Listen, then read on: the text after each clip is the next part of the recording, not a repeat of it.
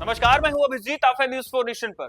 देश के प्रधानमंत्री नरेंद्र मोदी बीते सोमवार को बिहार के भागलपुर आए थे। बिहार के भागलपुर से देश के किसानों को किसान सम्मान निधि का 19वां किस्त जारी कर रहे थे और इसी दौरान बिहार में मखाना किसानों को लेकर एक बात कह डाली देश के प्रधानमंत्री नरेंद्र मोदी ने कहा कि हम साल के 300 दिन जो है मखाना खाते हैं और मखाना खाने के कई फायदे बताने लगे। हालांकि इस बयान को अब टारगेट कर बिहार के पूर्व मुख्यमंत्री और राजद सुप्रीमो लालू प्रसाद यादव ने फेसबुक के जरिए प्रधानमंत्री नरेंद्र मोदी पर तंज कसा है। राजद सुप्रीमो लालू प्रसाद यादव ने प्रधानमंत्री के इस बयान पर तंज कसा। उन्होंने अपने सोशल मीडिया हैंडल से एक पोस्ट किया है जिसमें कहा है कि अगली बार प्रधानमंत्री बिहार आएंगे तो बिहार से जुड़ी किन बातों को खुद से जोड़कर बोलेंगे।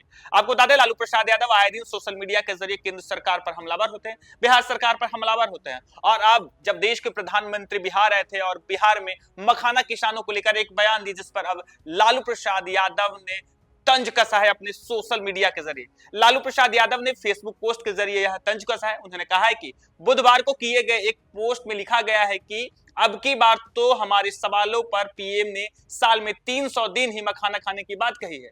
अगली बार 350 दिन बिहारी भुंजा खाएंगे, 100 दिन भागलपुरी सिल्क पहनेंगे और छठी मैया का व्रत करेंगे, गंगा मैया में डुबकी लगाएंगे, जानकी मैया के मंदिर जाएंगे, बिहार से बचपन का रिश्ता स्थापित करेंगे, मधुबनी पेंटिंग का गमछा या कुर्ता पहनेंगे, भोजपुरी मगही अंगिका बज्जिका सूरजपुरी और मैथिली भाषा की 2-4 उधारी लाइन से संबोधन की शुरुआत करेंगे। जननायक कर्पूरी ठाकुर जी, लोकनायक जयप्रकाश नारायण जी और अन्य महापुरुषों से संबंध बताएंगे।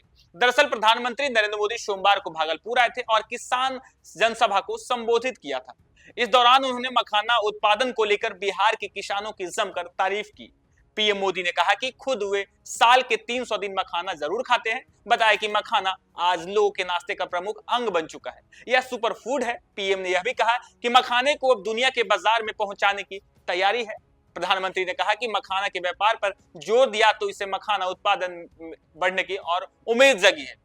हालांकि वहीं प्रधानमंत्री ने भागलपुर में अपने संबोधन की शुरुआत यहां के स्थानीय भाषा अंगिका से की थी। लालू प्रसाद यादव ने इस पर भी तंज कसा है और उन्होंने कहा कि उधार की ली गई लाइन कहकर पीएम पर निशाना साधा है।